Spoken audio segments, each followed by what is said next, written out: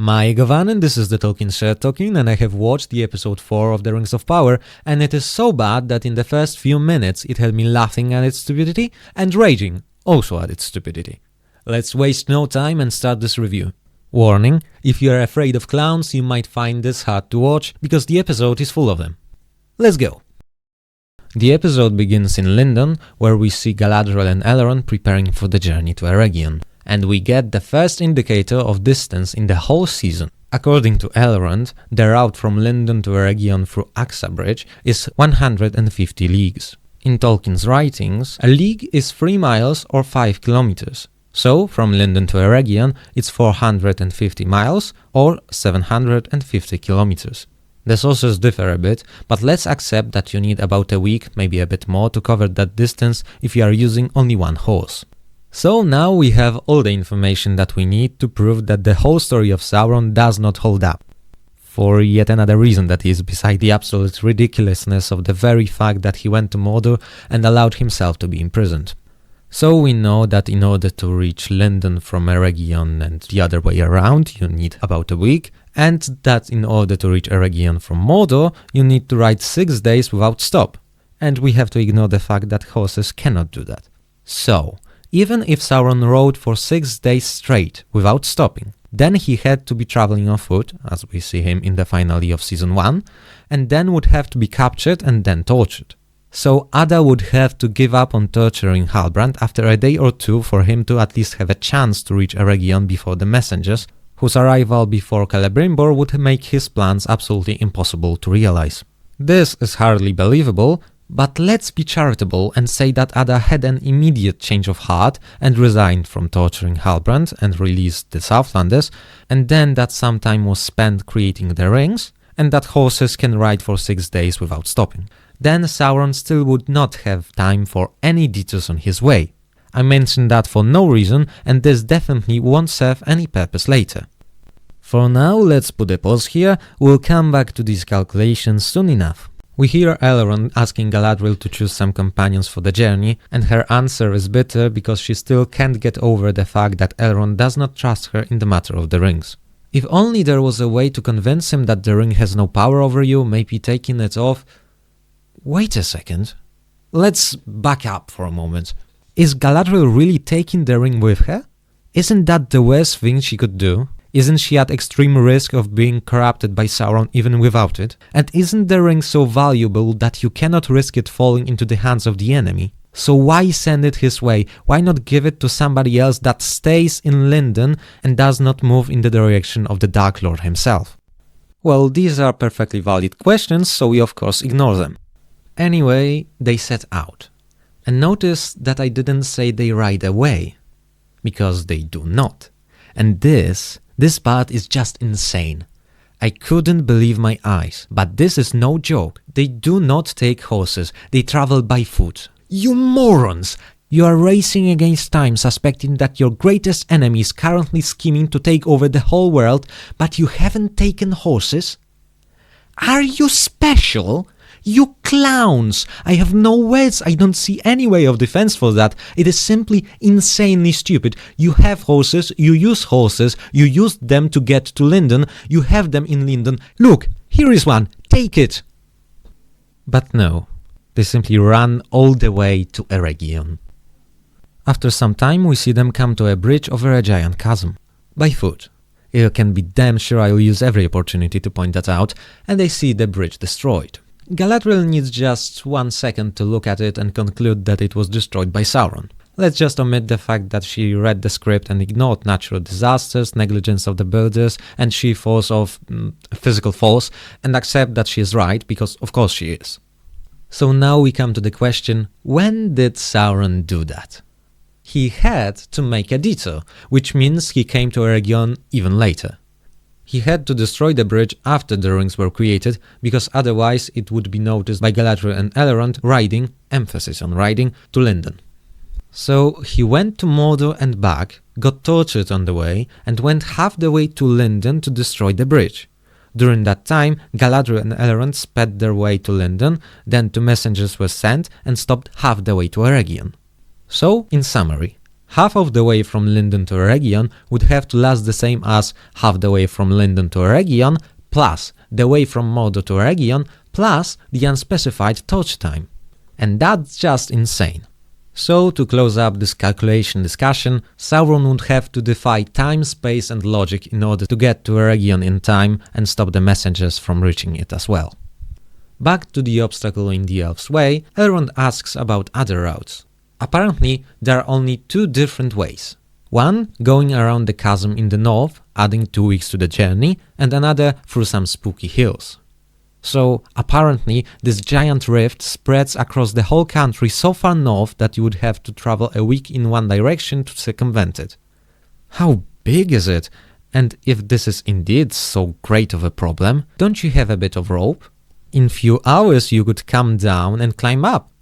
Or didn't you take any rope in addition to not taking horses? But screw it, even without a rope, you are not in trouble, you have a mountain climbing expert on your team. Galadriel needed only her knife to climb the ice wall in Forodwave. What's that chasm for her? But, of course, nobody even considers crossing the rift that way. And regarding the way south, why exactly do you have to go through some spooky hills? Can't you go around them? Or are they as long as the chasm? Anyway, Galadriel has a vision which tells her that the hills are indeed very spooky and very dangerous. She says that they must choose the other way because there is ancient evil living in those hills. But Elrond says that the enemy will watch both ways, so they should choose the faster one. He also says that speed is of utmost importance, which couldn't be any funnier with him standing on foot and not sitting in a freaking saddle. What's more, Elrond says that he will not listen to the ring and neither should Galadriel. If she does, she will be sent back to Lindon. Galadriel says that she cannot not listen to the ring, as the life of her companions depends on it. She leaves as if that finished the conversation. And it should, in fact, finish the conversation. She should be running back to Lindon because she just said that she will continue to defy her commander's orders. But guess what? Elrond lets her stay. Alright, so Galadriel is still petty, we learn that she is a clown because she didn't ride a horse when she could, and we know that she is an expert in mountain climbing. Of course we knew that earlier, but I didn't put it here because I didn't think it would be ever relevant again, but now it will be here to remind us that Galadriel is even more of a clown. We learn about Elrond that he is blind to obvious solutions such as not taking the ring with them or demanding that Galadriel takes it off, and that he is an assertive commander, at times at least. And of course, he is a clown as well because he also didn't ride a horse. And finally, Sauron defies space and time, and he is capable of destroying a bridge. We move to the land of Rhûn, where Gandalf searches for Nori and Poppy and finds the house of Tom Bombadil. Gandalf asks if Tom had seen the Hobbits and then mentions them only once later. He is far more concerned about the stars above the hill on which Tom's house is situated. It is the stars he has been looking for. But aren't stars sort of universal for large areas? Isn't that sort of their thing? But anyway, Tom doesn't answer Gandalf's questions, so we don't have to care about them either. Then Wind takes the parchment with the drawing of the stars and it lands on a tree with a cool branch, so Gandalf concludes that it is the one branch to rule them all, the stick that he can use to control his magic, one he has seen in his dreams. He tries to rip it off, but then the tree captures him. It seems to be an ant or rather a Huorn. Gandalf can't move and is dragged inside. We cut to Nori and Poppy, who are very much alive. Wow, who would have thought? And there is not even a scratch, just as I predicted. Apparently they are just immune to falling from heights. What they are not immune to though is Dark Wizard's riders. And seeing that they also survived the sandstorm and are very near, our hobbits use their newfound powers of immunity to falling damage and jump off a cliff to hide. Of course they suffer no injury. Suddenly they encounter another hobbit. His name is Merrimack, although for some reason everybody calls him Nobody. He is clearly mentally deficient and Poppy and him have the hots for each other. Nori and Poppy threaten him to turn him into the riders if he doesn't take them to his village. So he takes them there and we see a whole community of hobbits living there. They call themselves Tools, but I never called Harfoots, so they are all hobbits to me. Upon hearing that Nori and Poppy are looking for a wizard, the village leader orders to tie our two hobbits up as she believes that Gandalf is allied to the Dark Wizard. Speaking of whom, We visit a dark wizard in his butterfly palace, where he speaks to the leader of the riders, who informs him about the sandstorm and that Gandalf came to the house of Tom Bombadil. The wizard orders the riders to search for the Hobbits and says that he will deal with Gandalf himself. Then we see Tom Bombadil releasing Gandalf using some lines from The Lord of the Rings.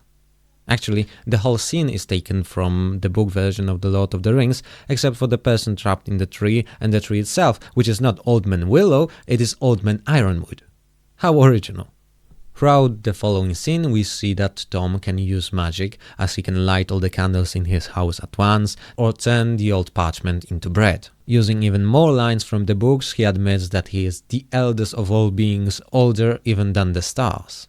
On that topic, Tom asks Gandalf why did he follow the stars on the parchment, and his answer is that he needed them to find his friends, Poppy and Nori, which is not true at all. Gandalf himself confirms that when he concludes that he wasn't meant to find a staff, but Tom Bombadil himself. I mean, whatever you say, there isn't anything that we could draw information from, so I guess that's true. He wanted to find a staff, but now the destiny has put him before Tom Bombadil. He asks Tom to teach him magic, and more specifically to teach him how to wield the staff. In answer, Tom says that wizard's staff is like his name, it cannot be given, it is yours already if you prove yourself worthy. And Gandalf has yet to prove himself. Then, as they hear riders in the distance, Tom says that Gandalf isn't the first Easter wizard that has shown up at his door. Years ago, Tom met the Dark Wizard who once sought control over magic and now rules most of Rune. According to Tom Bombadil, the worst thing that could happen would be the Dark Wizard and Sauron combining their forces. He also says that he is not a warrior and he will not fight the Dark Wizard. Fighting him and Sauron is Gandalf's task. So now let me remind you that Gandalf is in Rune only because he had some memory of the stars and because Dark Wizard's cultists told him where to look for them. These stars led him directly to Tom Bombadil, who then put Gandalf on the path of fighting the Dark Wizard. So, the cultist plan remains a mystery, which is a fancy way of saying that it doesn't make any sense. Alright, so Nori, she is another character with plot armor, she is immune to fall damage. And now Gandalf, he really wants to get a staff, he's not so keen to look for Nori and Poppy, and he is tasked with fighting Sauron and the Dark Wizard. Now we see Elrond's company once again, and it turns out that the evil hills that the elves must traverse are Barrow-downs from the books, an ancient place of burial of old kings of men. The elves find the bodies of horses of the messengers sent to Celebrimbor, so they know now that the letter wasn't delivered. Alright, so that's one message. But what about second message? Our letters to Celebrimbor have all gone unanswered. Well, those other messages are never mentioned, so let's forget them. Moving on, the elves are attacked by the Barrow-wights. Well, I say attacked, yeah, they kill one of them, but then they just stand there, menacingly. Elves try to fight, but the wights seem impervious to the weapons. So one of them cleverly points out, "They're impervious to our weapons!" The elves must find some way to defeat them, but fortunately only one wight is allowed to do anything at any given time, and they have very low speed, so the elves can basically do anything they wish. Elrond runs to one of the barrows and takes the weapons stored there, which are lethal to the wights. Apparently only the weapons that the wights once used are useful against them, and only Elrond knew that. The wights forget that they have long-range weapons in the form of the chains, so they are promptly defeated, or rather 4 are defeated and others just disappear. One of the elves informs us that the wights were asleep for over 1,000 years, so the only conclusion is that someone had awoken them. Sauron, of course, because he had so much time to do so. Let's mark that we have to add another detour to his journey. Alright, what do we learn? Elrond is well versed in the lore, and Sauron is capable of awakening the wights. Then we see Southlanders looking for Theo in the forest. They find an axe, which Arondir considers strange, as he says, axes are more valuable than gold to the Wildmen, meaning the Southlanders marked by Ada. I have no idea how he knows that, as Wildmen are a faction since, I don't know, a week or two, and as far as we know, he didn't have much interaction with them besides killing them, but never mind. Then Arondir finds a man who was torn to pieces by something and concludes that it couldn't have been done by a wild man. He has a little chat with Isildur and assures him that Theo is still alive. Reading the script, aren't we? The next day, the Southlanders debate what to do. Some propose to attack the bandits. They claim that those that hide in the woods are not human, they are animals who would eat human flesh if they had to. That is quite a statement given what is the relation between the Southlanders and the Wildmen. They are all, in fact, Southlanders, some of whom were unfortunately captured and marked by Ada. They could be very well talking about their relatives. But as the show has arbitrarily decided that having Ada's mark means that you are evil now, everybody accepts that premise and acts accordingly. Then Estrid suggests that they search for Theo in the north. She says that she spent some time there looking for loved ones, and that there are wildmen there and worse. What does she mean by worse? I don't know, nobody asks, why would they? North it is. But before they set out, Estrid and Isildur talk a bit about Numenor, they're connecting, growing closer, but then Arondir comes and asks about Estrid's wound on her neck. She lies about its origin, but Arondir isn't fooled, mostly because her lie is very stupid. From Arondir's next words, we may conclude that he somewhat understands Estrid's decision to take the mark. He calls it foolish, but sees it as a result of her desperation. So, naturally, seeing that she might find some understanding, Estrid attacks him, but he quickly overpowers her and reveals the wound, which he recognizes as a way of hiding Ada's mark by the Wildmen, again showing that he knows a lot about them, despite the lack of time to learn about their customs. So now Arondir treats Estrid as if she was evil.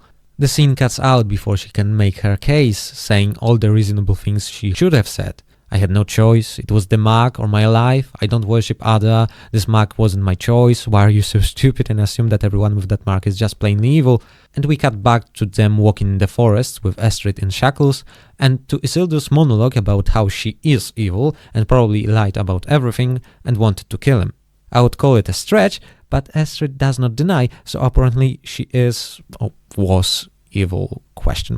By the way, we see only Isildur, Arondir and Estrid. For some reason they walk alone to an unknown location, maybe heading north, without the Southlanders who are forgotten and never appear in the episode again.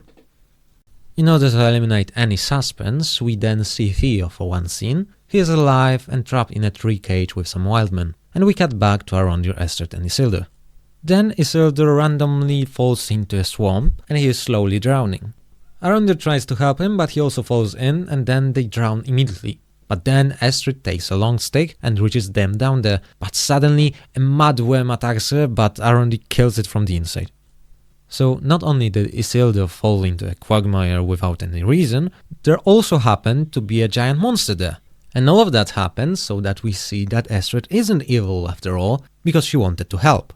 But wait, only we see that.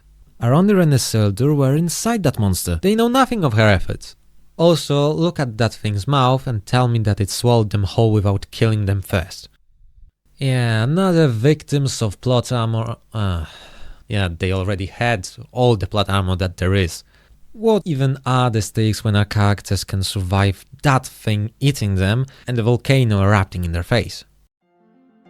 So now we know that Arondir is capable of reading the script, as he knew about Theo being alive, about wildmen customs, and that Estrid wanted to help. That's why in the later scene he lets Isildur release her.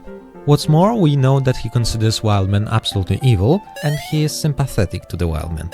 And, as I already pointed out, he wears another layer of plot armor. When it comes to Estrid, we also must assume that she wears plot armor, because she had to survive Mount Doom explosion somehow. She's also a liar, and she's bad at it when it suits the plot. And finally we know that she is not fully evil after all. Right, and now Isildur. Not much can be said, except that he wears another layer of plot armor as well. We then see Nori, Poppy and the town idiot who are imprisoned. We learn that all Hobbit tribes are evil, because this lot casts its own in the wilderness as well. The leader says that they will throw them out into the desert the next day. Nobody walks off trail and so on. Nori points out that Sadok would have done the same, and the village leader asks about Sadok, or rather his last name, Barrows. Then she says that there is an old tale of a hobbit who ventured out of their village to seek a promised land full of water and beautiful hills. Apparently he knew from his dreams that it was located in the west. His name was something Barrows. He said that he would send someone to notify his folk that he found this land. Let me quickly point out that if the hobbits have legends about lands full of water and hills, and if they desire to live in such a place as we are led to believe, then why don't more of them seek it? I suppose that anywhere life would be easier than on a literal desert. But no, they just wait. Nori is asked if she is a messenger from the Promised Land, but she denies. I'm not convinced that she can be sure about that. Her place seems far better than a desert. She lived among fields, water never seemed an issue, there were also hills. How does she know that it isn't this mythical land, this Suzat, or as it could be translated from copyright Amazonian, the Shire? Also, the town leader should have made the connection between the strange newcomers and the Promised Land without the mentioning of the name Barrows. Anyway, she has a longer conversation with Nori, who, hearing about the Promised Land of the Shire, laments her lack of home, although earlier she missed her home. Could you decide for once? You either consider this place where your family is your home and miss it, or you don't miss it because you don't consider it home. You can't have it both. Then the masked riders come. They ask about half-woods and the village leader says that there are only stews there, confirming that she knows what half-woods are and potentially revealing she knows where to find them. The riders threaten that they will return with the Dark Wizard and leave instead of searching the whole village, despite clearly not trusting the hobbits. This confirms to the village leader that the Dark Wizard is not Nori's and Poppy's friend and that she can trust him. But she already knew that. Right after they come to the village, she says that they are sought by Dark Wizard's men, so now she discovered a thing she already knew. Great writing. Alright, so now we know that Nori, who missed her home, has no home to speak of. And not much more can be drawn from the scene regarding the characters. Then we see the elves who have buried their companion. Rest in peace, that's awkward. I don't think that he has a name. Rest in peace, random elf number 13. Then we see Galadriel and Elrond talking. Galadriel says she knows that Elrond believes her ring is deceiving her, but she believes it is guiding her, forgetting that those are not exclusive. Then Elrond asks her if there is a cost to victory that she wouldn't be willing to pay, and she says no. She herself declared that she is so ruthless that nothing will stop her on the path of achieving victory. That is not a trait of a hero, but a war criminal, which, accidentally, we know she is. She justifies her statement by saying that everything is better than Sauron's rule. Then she asks Elrond to promise he will do anything to stop Sauron, even if it meant her death. He answers that he will make no promise suggested by the ring. And then he promises that defeating Sauron will be his priority, even if it meant Galadriel's death. So, in other words, I won't do what you ask of me, instead I will do what you ask of me. Before we have any time to ponder on this silliness, one of the elves comes saying that some drums can be heard in the distance. And so the scene ends. So, Galadriel blindly follows the ring, is absolutely ruthless, and considers defeating Sauron more important than her life. Elrond, he considers defeating Sauron more important than Galadriel's life, and as he doesn't kick Galadriel out, we know now that he doesn't keep his promises. Oh, wait, we know that already? Does that mean... Yes! The show is consistent with Elrond's characterization! Oh, but does it mean that he won't keep his promise to let Galadriel die if it could help defeat Sauron? I really counted on that.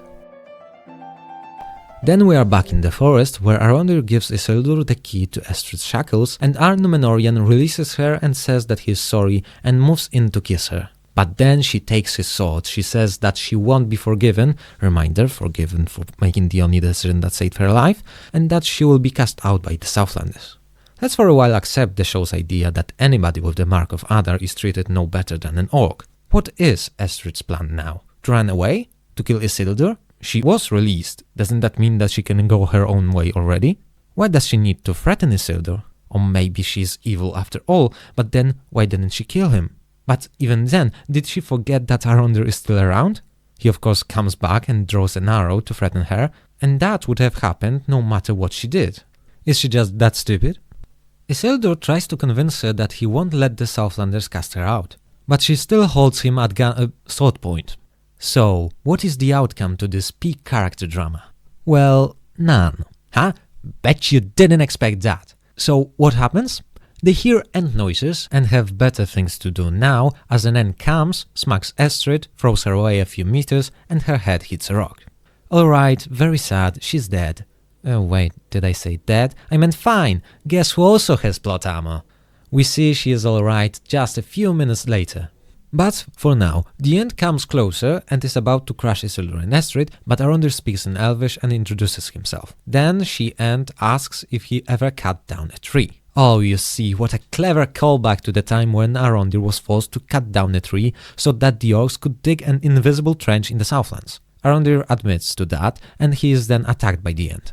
Then a second one appears and notices a sword on the ground. Arondir quickly says that it doesn't serve for cutting trees, and Isildur adds that it is used against orcs. This causes Ents to calm down, and they reveal that a great army of orcs destroyed the trees in the forest, and that is the reason for their anger. It later turns out that it was the recent moves of Ada's armies that caused the Ents' fury. The She-Ent is still angry at our heroes, but Arondir asks for forgiveness and says that they will protect this wood and fight the orcs, so everything is cool now. It turns out that they were just a few steps from the tree where Theo was kept, and now he and other prisoners are released. So, I beg you, tell me, why did the Ents keep those people alive? What did they mean to do to them? Eat them? Kill them but later? Make an unnecessary and contradictory subplot that would fill in episode 4? Oh, maybe that's right. Alright, so now we see that Estrid is okay now, she moves in to kiss Isildur, both of them seemingly forget that 5 minutes ago she threatened to kill him. But then one of the released men comes along and calls her name. It turns out to be her betrothed and one of the leaders of the Wildmen. The Ents leave, forgetting that only Arondir promised to take care of the trees and that there was a reason for which they took the other men in, for example, cutting the trees. Theo thanks Arondir for coming to rescue him. Arondir says that now he must follow the orcs and invites Theo to come along, but he refuses. Arondir then declares him the Lord of Pelargir, a 13-year-old. But when you think about it, he didn't have much of a choice. After Bronwyn's death, there is no single other Southlander that would have a name and wouldn't be one of the evil Wildmen. So Theo was clearly the only choice. Alrighty, so Arondir, he is a good negotiator, and he promised to take care of the trees and hunt orcs. Isildur, he fancies Estrid, and forgets that she threatened to kill him. Estrid, she is reckless as she forgets that Arondir is still around. She has plot armor, again, and as she does it again, let's write it down, she attacks people to make her situation worse, she fancies Isildur, and moves on very quickly in her romantic life. And finally, Theo! He gains a new alias, Lord of Pelargir. Then we move to the lands near Eregion, and it turns out that there are orcs there.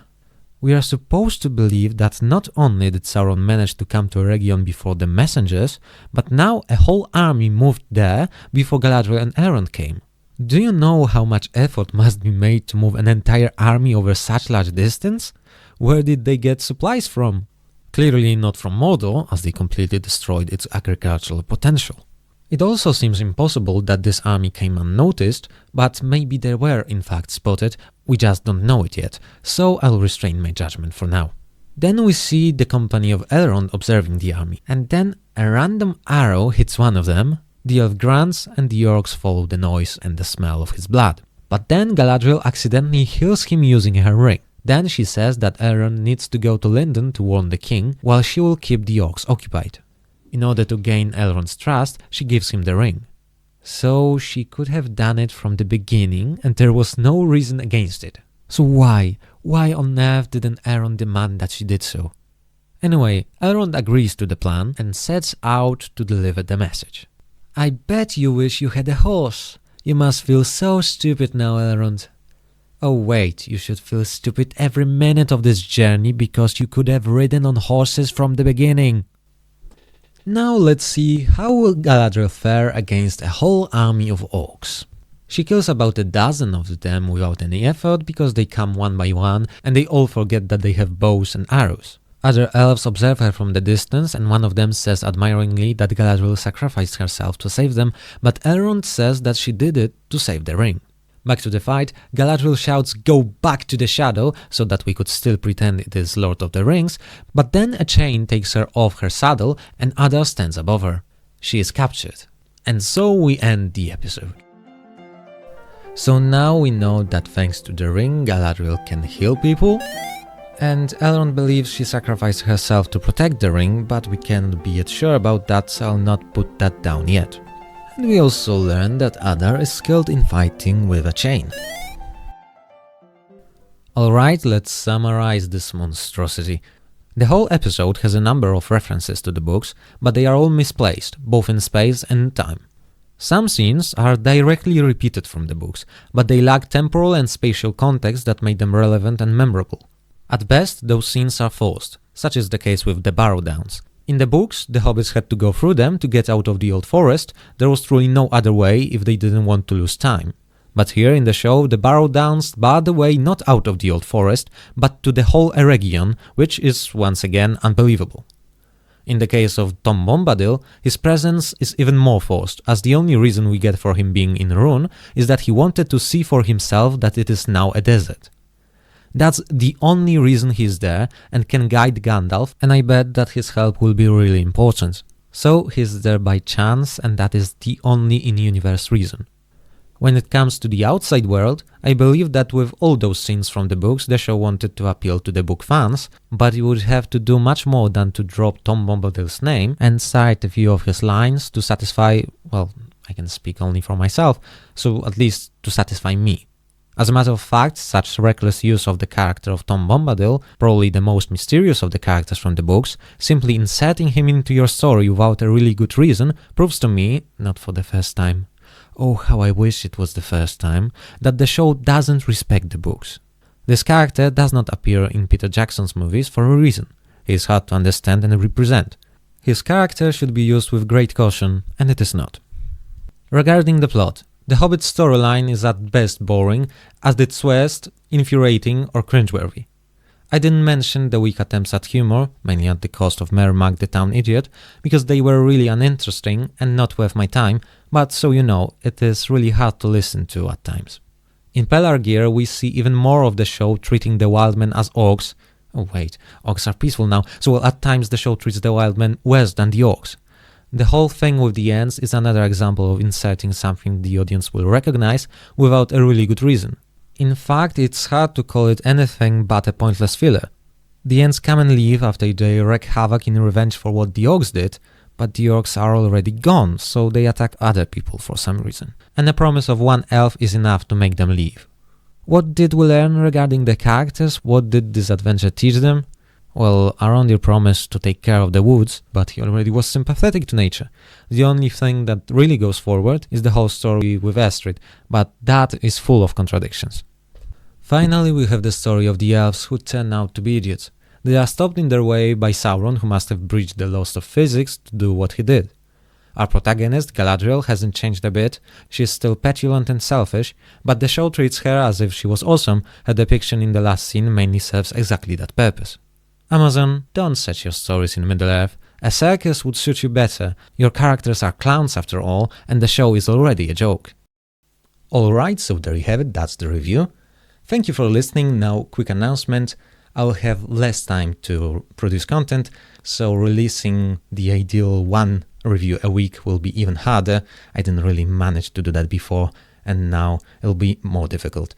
I'll still do my best to release them as quickly as possible, but yeah, that's the situation. I thank you for listening once again. I hope to see you again very soon. Fare you well, Nova Year. And it lands on a tree with a cool branch, so Gandalf could... But you would have to do much more than drop Tom Bombadil's... But you would have to do much more than drop Tom Bombadil... But you would have to do much more than to drop Tom Bombadil... But you would have to do much more than to drop Tom Bombadil...